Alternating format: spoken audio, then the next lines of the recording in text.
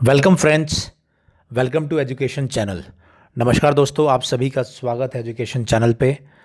दोस्तों, कल UPSC prelims 2020 का एग्ज़ाम कंडक्ट हुआ और हमने प्रीलिम्स के क्वेश्चन पेपर का एनालिसिस कल ऑलरेडी हम डाल चुके हैं, दोनों ही पेपर 1 जनरल स्टडी का और पेपर 2 सी सेट का। आज हम बात करेंगे आंसर की विद एनालिसिस।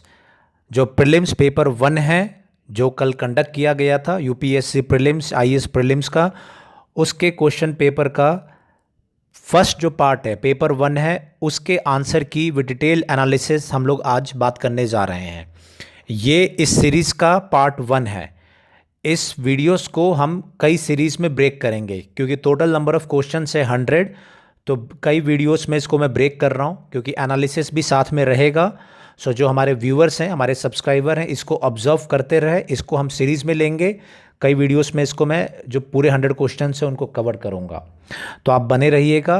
और जो भी हमारे साथी नए जुड़े हैं इस चैनल के साथ में, वो चैनल को सब्सक्राइब करेंगे और लाइक कमेंट शेयर करेंगे क्योंकि ये पूरी सीरीज़ जो है आंसर्स की विद एनालिसिस ये कंडक्ट करने जा रहे हैं। तो मैं चाहूँगा कि आप लोग सब्सक्राइब करें जिससे कि आपको नोटिफिकेशन पूरे 100 क्वेश्चंस की टाइमली मिलते रहे। So let's start with the first question. ये सेट बी, जो बी सेट है यूपीएससी का प्रीलिम्स पेपर 1 का, वो मैंने लिया हुआ है। इसको मैं मार्कर लेके इसको आगे चलूँगा मैं। Okay, now let's see what's the first question. पहला जो क्वेश्चन था UPSC prelims paper 1 set B, पहला क्वेश्चन है with reference to carbon nano tubes consider the following statements. They can be used as carrier of drugs and antigens in human body. They can be made into artificial blood. They can be used in biochemical sensor. Carbon nano tubes है biodegradable. Okay, तो इसमें जो answer correct answer है इसका D है। अब मैं आपको ये बता दूं कि जो कार्बन नैनो ट्यूब्स हैं ये सारी ही एप्लीकेशंस ये चेक की गई हैं। ये यूज़ कर हो सकते हैं, ड्रग और एंटीजेंस कैरी करने के लिए यूज़ किया जा सकता है। आर्टिफिशियल ब्लड कैपिलरीज के लिए इसका इस्तेमाल किया जा सकता है। बायोकेमिकल सेंसर के रूप में भी इस्तेमाल किया जा सकता है। और कार्बन नैनो ट्यूब्स जो है ये बायोडिग्रेडेबल भी हैं। तो इसका आंसर डी है इसमें। आई होप कि आपने इसको मार्क किया होगा। नाउ सेकंड जो क्वेश्चन है ये है इस consider the following activities: spraying pesticides on a crop field, inspecting the craters of active volcanoes, collecting breath samples from spotting whales for DNA analysis. फिर कह रहा है कि at the present level of technology which of the following activities can be successfully carried out by using drones. So ये कह रहा है कि ड्रोन के द्वारा कौन कौन सी एक्टिविटीज़ आज की डेट में कंडक्ट की जा सकती है।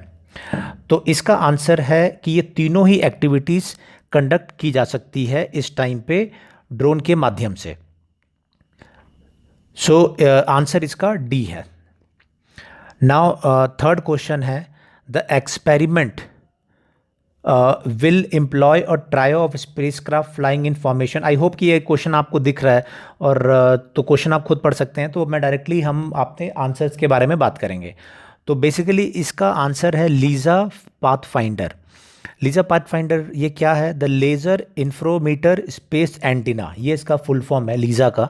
द लेज़र इंफ्रोमीटर स्पेस एंटीना ये एक मिशन है विच जो कि यूरोपियन स्पेस एजेंसी का है to detect and accurately measure gravitational waves, tiny ripples in the fabric of space-time from astronomical sources.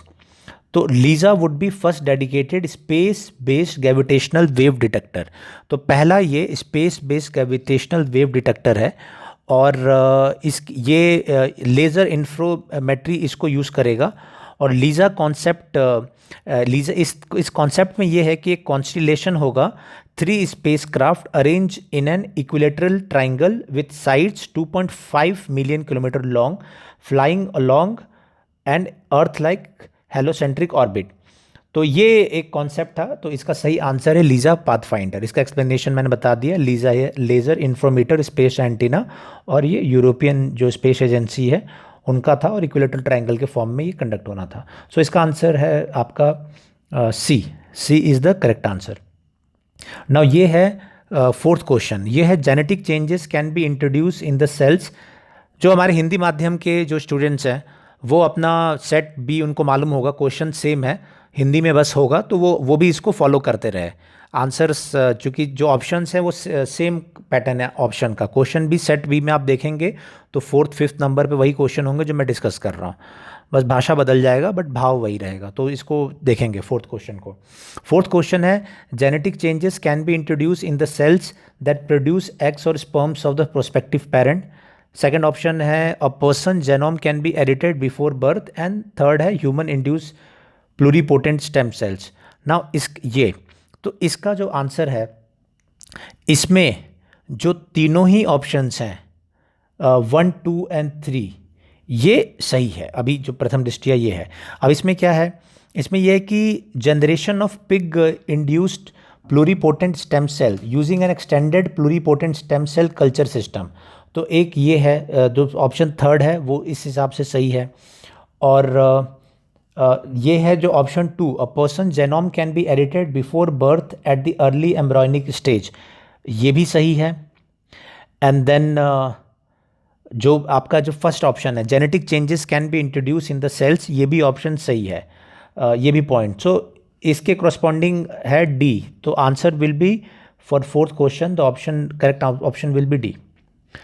Now we will take up the question number 5। Question number 5 क्या है, what is the importance of using pneumococcal conjugate vaccines in India. Pneumococcal, तो this vaccines are effective against pneumonia as well as meningitis and sepsis. और फिर next option दिया है dependence on antibiotic that are not effective against drug resistant bacteria. These vaccines have no side effects and cause no allergic reaction. Now इसमें जो point सही है, पहला जो है these vaccines are effective against pneumonia as well as meningitis, ये option ठीक है। जो सेकंड है dependence on antibiotics that are not effective, ये भी ठीक है। जो थर्ड है this vaccine have no side effects and cause no allergic reactions, ये गलत है। तो इसमें 1 और 2 सही है और बी जो फिर ऑप्शन है वो इसमें सही करेक्ट आंसर है। तो क्वेश्चन 5 का आंसर है B. Now will move to next question. Next question है in India the term public key infrastructure is used in the context of. तो ये मैं बता दूं कि पब्लिक की इंफ्रास्ट्रक्चर जो है ये है is set of roles, policies, hardware, software and procedures needed to create, manage, distribute, use, store and revoke digital certificates and manage public key encryption. So ये डिजिटल सिक्योरिटी इंफ्रास्ट्रक्चर से related है और इसका इस्तेमाल किया जाता है जो भी हार्डवेयर, सॉफ्टवेयर, प्रोसीजर है उनको बनाने, क्रिएट करने में, मैनेज, डिस्ट्रीब्यूट करने के लिए और डिजिटल जो सर्टिफिकेट है उनको रिवोक करने के लिए। तो इसका आंसर ए है। फूड सिक्योरिटी से कनेक्टेड नहीं है, हेल्थ केयर से कनेक्टेड नहीं है, टेलीकम्युनिकेशन से कनेक्टेड नहीं है। तो आप इसको एलिमिनेशन की प्रोसेस से भी चल सकते हैं। तो बी सी डी से कनेक्टेड नहीं है, ए से कनेक्टेड है। अगर आपको थोड़ा सा अगर इंटेलिजेंट गेस भी मारना होता तो आप एलिमिनेशन से इसको कर सकते थे। नाउ क्वेश्चन नंबर 7th है आपका बेसिक क्वेश्चन है, which of the following statements are correct regarding the general difference between plant and animal cells. Plant cells have cellulose cell walls while animal cells do not. Okay. फिर कह रहा है plant cell do not have plasma membrane unlike animal cells which do. Okay. और third है mature plant cells has one large vacuole while animal cells has many small vacuoles. तो ये इसकी बात कर रहा है। तो इसमें क्या है, अभी हमें ये मालूम है कि एनिमल और प्लांट सेल दोनों में माइटोकॉन्ड्रिया होता है, but only plant cells have chloroplast उसमें होता है।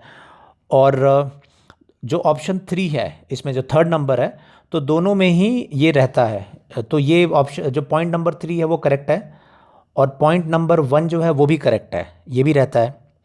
और साथ ही साथ जो पॉइंट नंबर 2 है that plant cells do not have plasma membranes, तो ये गलत है कि उनके पास नहीं है plasma membrane, they do have plasma membrane.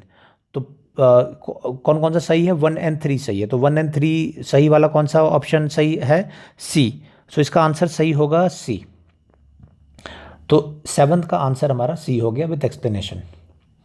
Now next question है एट्थ क्वेश्चन है, which of the following are reasons factor for exposure to benzene pollution. तो किस किस से होता है, दिया है automobile exhaust, tobacco smoke, wood burning, using varnished wooden furniture, using products made of polyurethane. तो कौन कौन से किस किस से ये प्रोड्यूस होता है? तो ये प्रोड्यूस होता है, ये जितने भी हैं, ये जितने भी है, ये सभी इसके सोर्स हैं। किसके? पॉल्यूशन के, जो बेंजीन जो होता है। तो इसका आंसर रहेगा डी, 1 2 3 4 5 तीनों ही सही है, क्योंकि ये वुड बर्निंग है, उसमें भी है, और टोबैको है। टोबैको तो बहुत बड़ा एक फैक्टर है बेंजीन का। और उसके अलावा वुडन फर्नीचर है, वो भी उसका एक सोर्स है। एंड देन ऑटोमोबाइल एग्जॉस्ट है, that is also important source. तो इसका ऑप्शंस 1 2 3 4 5 पाँचों ही इसके सोर्स रहेंगे। Okay, ninth question is, if another global financial crisis happens in near future, which of the following action policies are most likely to give some immunity to India? Not depending on short term foreign borrowings, opening up of more foreign banks, maintaining full capital account convertibility. Okay, तो ये थोड़ा conceptual question है, तो इसमें not depending on short term foreign borrowings, so ये answer सही रहेगा, ये तो है। दूसरा है कि opening up to more foreign banks, तो opening up to more foreign banks, ये अगर हम ओपन करते हैं तो इससे कोई इम्यूनिटी ज़्यादा नहीं मिलेगी। और तीसरा है maintaining full capital account convertibility. तो कैपिटल अकाउंट कन्वर्टिबिलिटी क्या होता है? कैपिटल अकाउंट कन्वर्टिबिलिटी ये होता है कि freedom to convert rupee into foreign currency, मतलब यूरो डॉलर किसी में भी आप कर सके, and foreign currency back into rupee for capital account transaction. मतलब इसका सिंपल मतलब ये है कि India having the freedom to convert their local financial assets into foreign ones. Okay, और जिससे फ्री एक्सचेंज ऑफ करेंसी हो सके एट लोअर रेट पे, तो उससे कोई बेनिफिट ज़्यादा नहीं मिलेगा।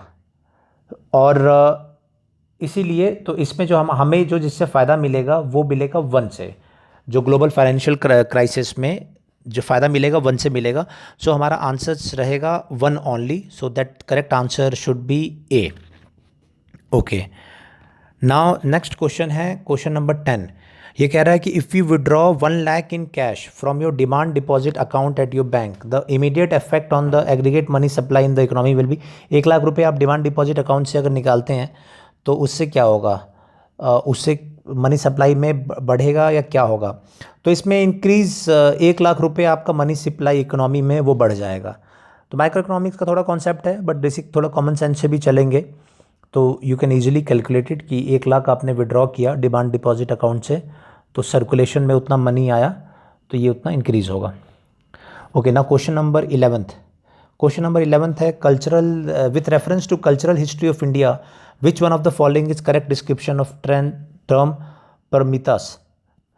तो ये है इसका डायरेक्ट आंसर है कि इसका आंसर है आपका सी आंसर है कि perfection whose attainment led to Bodhisattva path. तो ये इसका है और ये परमिता इसको संस्कृत और पाली में कहते थे, और ये एक बुद्धिस्ट टर्म था जिसका मतलब था जिसका मतलब था परफेक्शन, और जो नोबल कैरेक्टर क्वालिटीज़ को वो डिफ़ाइन करता है। मतलब ये है कि जो एक व्यक्ति के कैरेक्टर की जो क्वालिटीज़ होती है उनको डिफ़ाइन करता है, मतलब बेसिकली परफेक्शन के लिए, जैसे मर्यादा पुरुषोत्तम कहते हैं, उससे परफेक्शन है, उससे है ये। तो उस आंसर इसका सी है। Now question number 12। Question number 12 है, in context of Indian history the Rakhmabai case of 1884 evolve around. Now ये बहुत ही इंटरेस्टिंग क्वेश्चन है और इंटरेस्टिंग इसका आंसर भी है। क्या है कि 1885 में हुआ क्या था कि इसमें जो ये है रखमाबाई है, उन्होंने कहा था कि जो अपनी पति के साथ जाने से मना कर दिया था। रेस्टिट्यूशन ऑफ कॉन्जुगल राइट्स का मतलब ये बेसिकली होता है कि जो शादी के बाद में जो पति और पत्नी के एक दूसरे के प्रति जो अधिकार हैं वो कंजुगल राइट्स है, मतलब उसमें बाकी जितनी भी चीज़ें हैं शादी के बाद में पति पत्नी के बीच होनी चाहिए वो। और रेस्टिट्यूशन का मतलब ये है कि कोई अगर पत्नी पति के साथ रहने से मना कर दे या पति पत्नी के साथ, तो उसमें कोर्ट में केस डाल के वो ये कह सकते हैं कि रेस्टिट्यूशन मतलब उसको बहाल किया जाए। दूसरा है, इसमें ऑप्शन दिख रहा है age of consent. Age of consent का मतलब कि कंसेंट मतलब कब अपनी हामी दे सकते हैं। तो ये केस 1885 का था, जिसमें ये जो महिला है उसके पति ने किया था रेस्टिट्यूशन ऑफ कंजुगल राइट्स, मतलब शादी के बाद वो घर पे आए। और उसमें ये हुआ था फिर जो है रखमाबाई, इन्होंने कहा था कि जब इनकी शादी की हुई थी तो ये उस एज में नहीं थी कि उनको सही और गलत पता हो। तो जो ब्रिटिश थे वो उस समय वो केस चला और अपने आप में बहुत ही यूनिक केस था वो। और उस केस के बाद ये हुआ कि जब कि इनकी शादी जो है एक चाइल्ड एज अ चाइल्ड शादी हुई थी, मतलब जब बचपन में शादी हुई थी और उस शादी में उनका कोई भी कंसेंट नहीं था और उनको फोर्स नहीं किया जा सकता है कि वो जाके अपने पति के साथ रहे। और ये बहुत चर्चित केस था इंडिया में भी और इंग्लैंड में, और बहुत पब्लिसिटी इस केस को मिली थी। और उसी के बाद ऐसा कहते हैं कि एज ऑफ कंसेंट एक्ट एक बना था 1891 में। एज ऑफ कंसेंट एक्ट 1891 का बना था और वो चेंज किया गया था। एज ऑफ कंसेंट 10 से करके 12 साल कर दिया गया था ब्रिटिश इंडिया में, कि एज ऑफ कंसेंट के बारे में कि शादी के लिए हामी भरने के लिए। और उसके बाद ये हुआ कि रुकमाबाई डिफेंस कमेटी, तो क्या हुआ कि फंड जनरेट किया गया इनके लिए, और किस चीज़ के लिए, इनके एजुकेशन के लिए। और फिर बाद में 1889 में ये रुकमाबाई फिर इंग्लैंड चली गई मेडिसिन पढ़ने के लिए। तो ये इसकी बेसिकली हिस्ट्री थी। काफ़ी इंटरेस्टिंग केस था इंडियन हिस्ट्री में। और इसमें फिर जो ऑप्शंस हैं, इसमें age of consent is correct answer, correct option. Restitution of conjugal rights ये भी है, और women's right to gain education ये थोड़ा सा डिबेटेबल है, क्योंकि इनके स्वयं के लिए तो एजुकेशन के लिए इनको भेजा गया। तो D is the answer, but B जो है वो भी प्रोबेबल आंसर इसमें हो सकता है अगर हम रुकमाबाई के जो एजुकेशन है उसको ना देखें तो डी हम लेके चलेंगे, but B can also be a potential. तो फाइनल तो आपका यूपीएससी का जब आंसर किया आएगा तो ही क्लियर होगा, but mostly B should be the answer. But D और बी थोड़ा सा इसमें वो डाउट रहेगा, but I am sure D इसमें होना चाहिए। ओके, नाउ नेक्स्ट क्वेश्चन है, indigo cultivation in India, 13th question है, in India decline by the beginning of 20th century. तो ये तो डायरेक्ट क्वेश्चन है, स्पेक्ट्रम वगैरह आपने पढ़ा होगा हिस्ट्री का, तो आपको आंसर, या एनसीईआरटी पढ़ी होगी तो आपने आंसर इजीली दे देना चाहिए। हुआ क्या था कि इंडिगो प्रोडक्शन जो है वो कोलैप्स हो गया बंगाल में आफ्टर द रिवॉल्ट, और उसके बाद डिस्कवरी ऑफ सिंथेटिक डाइस से काफ़ी बिजनेस अफेक्ट हुआ, तो वो अनप्रॉफिटेबल हो गया पूरा वर्ल्ड मार्केट में because of the new inventions. तो 13 का आंसर बी होगा डायरेक्टली। तो ये डायरेक्ट क्वेश्चन है, किसी भी हिस्ट्री की बुक से आप पढ़े होंगे तो। क्वेश्चन 14th है, Wellesley establish the fort William college eight Calcutta. तो ये आपको पता होना चाहिए, ये इस्टेब्लिश किया गया था। किस लिए इस्टेब्लिश किया गया था? ये इनिशियल जो अटैम्प्ट था इसका, जो सिविल सर्वेंट्स हैं उनको लोकली ट्रेन करने के लिए किया गया था।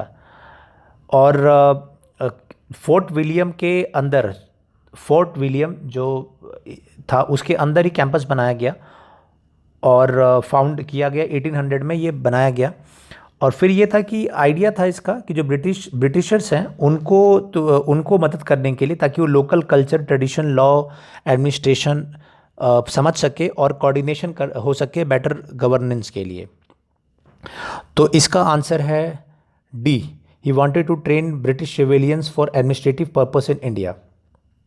Okay, he was ask by, पहला ऑप्शन है, he was ask by the board of director at London to do so, नहीं है। He wanted to provide William Carey and his associate with employment, ना। He wanted to revive interested oriental learning in India. Option जो B है वो उसका part है, जो ये बात सही है कि oriental learning is part of that, but D जो है, बी और डी में अगर आप बात करेंगे तो डी सारी चीज़ों को लेता है, क्योंकि ब्रिटिश सिविलियंस है, he wanted to train British civilians for administrative purpose in India. तो ये डी ऑप्शन पे हम चलेंगे। हालांकि कुछ लोग बी मार्क करके आए होंगे, लेकिन सिर्फ बी नहीं था, मतलब ओरिएंटल लर्निंग मतलब जो है सिर्फ वो ऑप्शन नहीं था।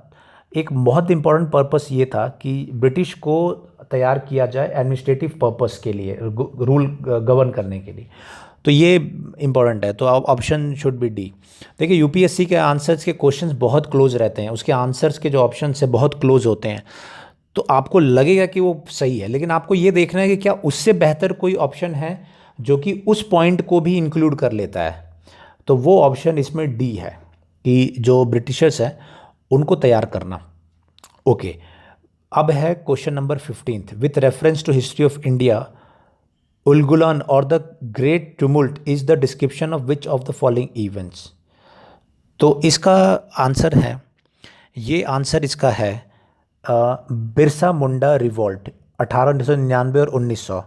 तो हुआ क्या था कि बिरसा मुंडा है वो 1875 में जन्म हुआ उनका, मुंडा ट्राइब में, और उसके बाद उन्होंने रिवोल्ट किया, रिबेलियन किया था, और जिसको कि उलगुलन रिवोल्ट जिसे बोलते हैं और द मुंडा रिबेलियन कहते हैं, और ब्रिटिश गवर्नमेंट के खिलाफ हुआ था, फ्यूडल स्टेट सिस्टम जो है उससे रिलेटेड।